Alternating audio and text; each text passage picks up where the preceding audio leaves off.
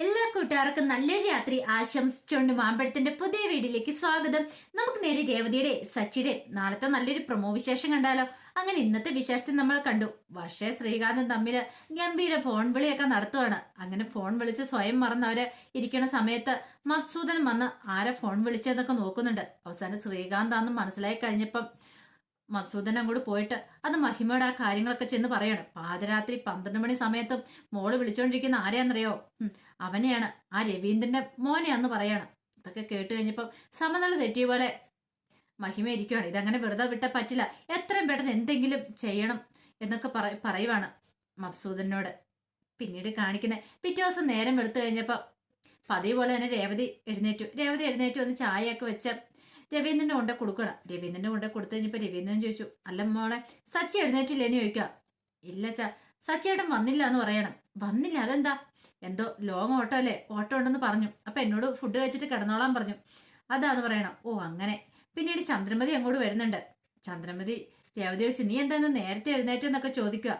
പെട്ടെന്ന് രവീന്ദ്രൻ പറഞ്ഞു, അതിന് അവളല്ലല്ലോ നേരത്തെ എഴുന്നേറ്റ്, നീ അല്ല നേരത്തെ എഴുന്നേറ്റ്. സാധാരണഗതിയിൽ നീ ഈ സമയത്തൊന്നും എഴുന്നേറ്റ് വരാറുള്ളതല്ലല്ലോ ചന്ദ്ര, ഇന്ന് എന്ത് പറ്റി ഈ സമയത്ത് എഴുന്നേറ്റ് വന്നേന്നൊക്കെ ചോദിക്കാം. ചന്ദ്രമതി പറഞ്ഞു, എല്ലാ ദിവസവും എല്ലാവരും ഒരേപോലെ ആയിരിക്കില്ലോ, എനിക്ക് നേരത്തെ എഴുന്നേക്കാൻ തോന്നി, ഞാൻ നേരത്തെ എഴുന്നേറ്റെന്നൊക്കെ പറയാം. അപ്പൊ ശ്രുതിയും കൂടെ അങ്ങോട്ട് എഴുന്നേറ്റ് വന്നു. ശ്രുതി വന്നിട്ട് പറഞ്ഞു, അതെ എനിക്ക് ഒരു ഗ്ലാസ് ചായയൊക്കെ വേണമെന്ന് പറയാം. പെട്ടെന്ന് രേവതി ഞാൻ ഇപ്പൊ എടുക്കാന്ന് പറഞ്ഞ് അകത്തേക്ക് അങ്ങോട്ട് പോവാം. പിന്നീട് രവീന്ദ്രൻ ചോദിച്ചു, അല്ല മോളെ ശ്രുതി എഴുന്നേറ്റില്ലേ? ശ്രുതി എഴുന്നേറ്റ് വരുന്നുള്ളെന്ന് പറയാണ്. അപ്പോഴാണ് പോലീസ് ജീപ്പ് വന്ന് നിൽക്കുന്നത്. പോലീസ് ജീപ്പിനകത്തുനിന്ന് 2 പോലീസുകാർ അങ്ങോട്ട് ഇറങ്ങി വരുവാണ്.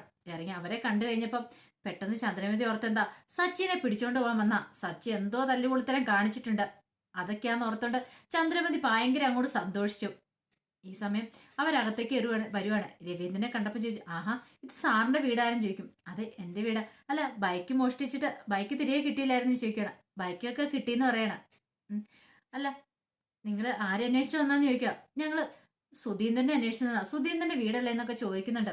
അതേന്ന് പറയാണ്. ഈ സമയം ശ്രുതിയിൽ ഒരു ഞെട്ടലുണ്ടായി. ദൈവമേ, ഇനി ശ്രുതി വല്ല കേസിലും പോയി അകപ്പെട്ടോ, അതാണോ ഈ പോലീസുകാർ അന്വേഷിച്ചു വന്നതെന്നൊന്നും അറിയത്തില്ലോ. പിന്നീട് അവര് പറഞ്ഞു, അതെ ഒരു കേസ് കൊടുത്തിട്ടുണ്ടായിരുന്നല്ലോ, ചീറ്റിംഗ് കേസ്, അപ്പൊ അതിനെക്കുറിച്ച് അന്വേഷിക്കാൻ വന്നാന്ന് പറയണേ.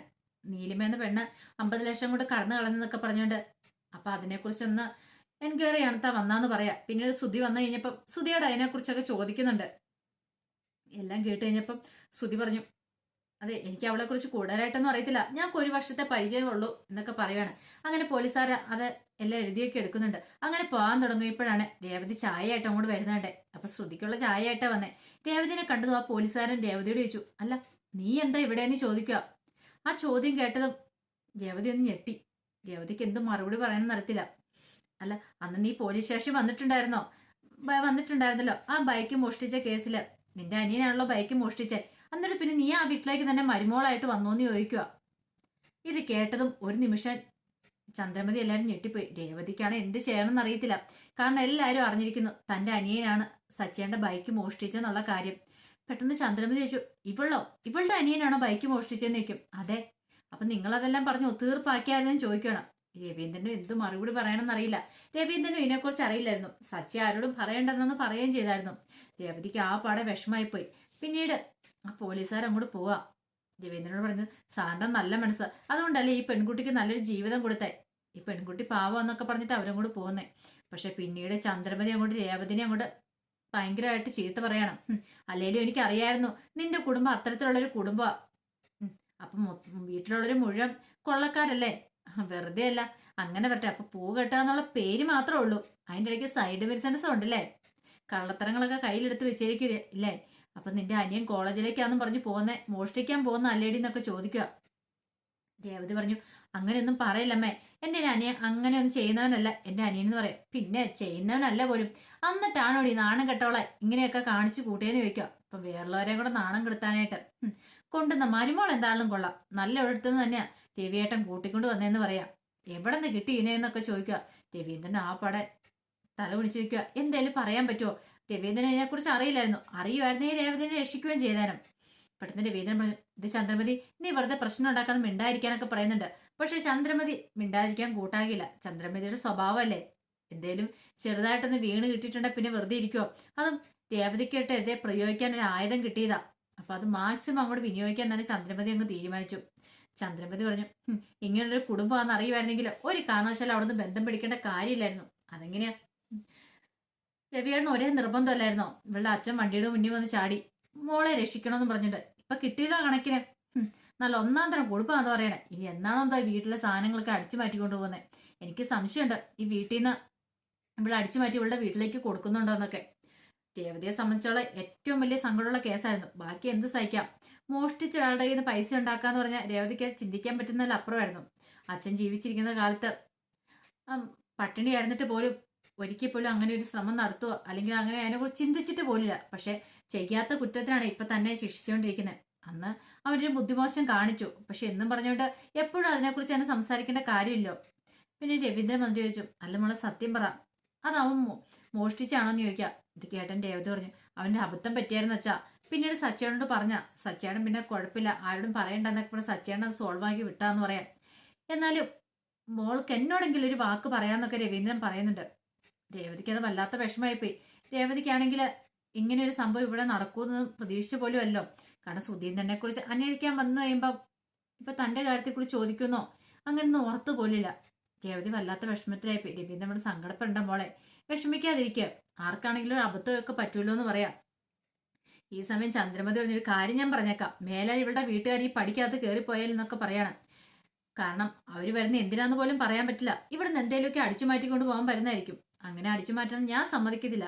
ഒരു കാര്യം പറഞ്ഞേക്കാം, നിന്റെ ആങ്ങളെയോ അല്ല നിന്റെ അനിയത്തി ഇങ്ങോട്ട് വന്നിട്ടുണ്ടെങ്കിൽ ഞാൻ എന്റെ അടിച്ചു മുറ്റത്ത് കേട്ടില്ലെന്ന് പറയാം. രേവതിക്ക് വല്ലാത്ത വിഷമമായിപ്പോയി. രേവതി സങ്കടപ്പെട്ട് അങ്ങോട്ട് പോകുമ്പോഴത്തേക്ക് ചന്ദ്രമതി തുടങ്ങി, എങ്ങോട്ടാ നീ പോണേ? അവിടെ നിൽക്കങ്ങോട്ടെ. അവൾ ഓടുന്ന ഓട്ടം കണ്ടില്ലേ? നിന്നെക്കുറിച്ച് പറഞ്ഞപ്പോൾ നിനക്ക് നൊന്തില്ലേ? ഏറ്റവും വലിയൊരു കള്ളന്റെ മോളെ തന്നെയാണല്ലോ ഈ വീട്ടിലേക്ക് കൂട്ടിക്കൊണ്ട് വന്നേ. ഇനിയിപ്പോൾ എന്തൊക്കെ സംഭവിക്കാൻ പോകുന്നല്ലോ അറിയത്തില്ല. എന്ത് ചെയ്യാനാ? തലവരി ഓരോന്നിൻ്റെയൊക്കെ തലവരെ. അല്ലാതെ ഇപ്പം എന്ത് പറയാനാന്ന് പറയാം.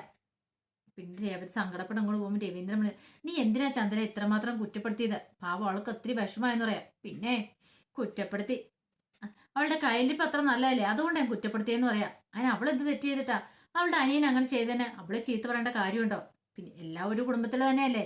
പിന്നെ അവളെ ചീത്ത പറഞ്ഞാൽ എന്താ കുഴപ്പം? അവളുടെ അനിയൻ ഇവിടെ ഉണ്ടായിരുന്നെങ്കിൽ അവനെ ഞാൻ ചീത്ത പറഞ്ഞെന്ന് പറയാം. പിന്നീട് രവീന്ദ്രൻ പറഞ്ഞു, അന്ന് ശരിയല്ല കേട്ടോ. രേവതി മോൾ ഒരു തെറ്റും ചെയ്യാത്ത, പക്ഷെ രേവതി മോളുടെ തലയിലേക്ക് കുറ്റങ്ങളൊന്നും കൊണ്ട് കെട്ടിവെക്കണ്ടെന്ന് പറയാം. അവസാനം ചന്ദ്രമതി പറഞ്ഞു, എന്തൊക്കെയാണല്ലോ ശരി, ഒരു കാര്യം ഞാൻ തീരുമാനിച്ചു. ഇതേ ഇവളുടെ വീട്ടിൽ നിന്ന് ആരും ഇവിടെ വരാൻ സമ്മതിക്കില്ല എന്ന് പറയണം. ഈ സമയം ശ്രുതിയും കൂടെ പരസ്പരം നോക്കി ചിരിക്കുക. രേവതി അകത്തേക്ക് പോകുന്നതിന് മുമ്പ് അവര് പരസ്പരം നോക്കി ചിരിച്ച് രേവതിക്ക് അത് വല്ലാത്ത സങ്കടമായിപ്പോയി. കാരണം തന്റെ അനിയൻ ഇപ്പോഴും കുറ്റവാളിയായിട്ട് അവരുടെ മുന്നിൽ നിൽക്കണേ. കാരണം അവനറിയാതെ സമയത്ത് അങ്ങനെ ചെയ്തു പോയത്, അവർ അബദ്ധം പറ്റിപ്പോയത് എന്നും പറഞ്ഞുകൊണ്ട് ഇപ്പോഴും അവനായിട്ട് ക്രൂശിക്കേണ്ട കാര്യമില്ലല്ലോ. പിന്നീട് രേവതി സങ്കടപ്പെട്ട് നിൽക്കുമ്പോൾ രവീന്ദ്രൻ വന്നിട്ട് രേവതിയെ ആശ്വസിപ്പിക്കുന്നൊക്കെ ഉണ്ട്. പോട്ടെ മോളെ, നിനക്കൊരു വാക്ക് പറയാൻ മേലായിരുന്നോ? പറയുമായിരുന്നെങ്കിൽ ഇപ്പൊ എല്ലാവരുടെ മുന്നിൽ നാണം കിട്ട് തല കുണിച്ച് നിൽക്കേണ്ടി വരില്ലായിരുന്നല്ലോ. ഞാൻ ആ കാര്യമൊക്കെ പതുക്കെ മയത്തി പറഞ്ഞ് എല്ലാം ഓക്കെ ആക്കൂല്ലായിരുന്നൊക്കെ ചോദിക്കുന്നുണ്ട്. രേവതിക്ക് പക്ഷെ സഹിക്കാൻ പറ്റുന്നുണ്ടായിരുന്നില്ല. രേവതി പറഞ്ഞാൽ അത് അങ്ങനെയൊന്നും ഓർത്തില്ല സച്ചേട്ടൻ ആരോടും പറയണ്ടെന്ന് പറഞ്ഞുകൊണ്ടാ ഞാൻ പറയാതിരുന്നെന്നൊക്കെ പറയാം. രവീന്ദ്രൻ സാര പോട്ടെ, ഇനിയിപ്പം അതിനെക്കുറിച്ചൊന്നും ആലോചിച്ചിട്ട് കാര്യമില്ല. നടക്കേണ്ടത് നടന്നു. ചന്ദ്രമതിയുടെ സ്വഭാവം അറിയാലോ, ഇച്ചിരി എന്തേലും കിട്ടിയാൽ മതി, പിന്നെ അതങ്ങോട്ട് ഊതി വീർപ്പിച്ച് വലിയ പ്രശ്നമാക്കി മാറ്റുമെന്ന് പറയാം. പിന്നീട് രേവതി പറഞ്ഞു, സാരമില്ല പോട്ടെ, ഞങ്ങളുടെ കയ്യിലല്ലേ തെറ്റ്, എൻ്റെ അനിയന്റെ കയ്യിലല്ലേ തെറ്റിരിക്കുന്നത്, അതുകൊണ്ട് ഇപ്പൊ ആരെയും കുറ്റം പറഞ്ഞിട്ട് കാര്യമില്ലെന്ന് പറയാം. ഈ സമയം രവീന്ദ്രൻ പറഞ്ഞു, പോട്ടെ മോളെ, ഇനിയിപ്പോൾ അതിനെക്കുറിച്ച് ഓർത്ത് ടെൻഷൻ ഉണ്ടെന്ന് അടിക്കണം നമ്മൾ രവീന്ദ്രനെ ആശ്വസിച്ചിട്ട് അങ്ങോട്ട് പോവാം. ഈ സമയത്താണ് വീട്ടിൽ നിന്ന് ലക്ഷ്മിയമ്മ വിളിക്കുന്നത്. ലക്ഷ്മിയമ്മ വിളിച്ചതിന് രേവതി ഒറ്റ കരച്ചിലായിരുന്നു. കരഞ്ഞിട്ട് കാര്യങ്ങളൊക്കെ പറയാം. ഇതെല്ലാം കേട്ട് കഴിഞ്ഞപ്പോൾ ലക്ഷ്മിയമ്മയ്ക്ക് ഭയങ്കര വിഷമമായിപ്പോയി. എന്ത് ചെയ്യണമെന്ന് അറിയത്തില്ലാത്തൊരവസ്ഥ. അപ്പൊ അതിന്റെ വിശേഷങ്ങളൊക്കെ നാളെ നമ്മൾ കാണാൻ പോകുന്നത്. ആ വിശേഷങ്ങളൊക്കെ നമുക്ക് എല്ലാവർക്കും കാത്തിരിക്കാം കേട്ടോ. ഒരിക്കൽ കൂടി എല്ലാവർക്കും നല്ലൊരു രാത്രി ആശംസിച്ചുകൊണ്ട് നിർത്തുന്നു. നന്ദി.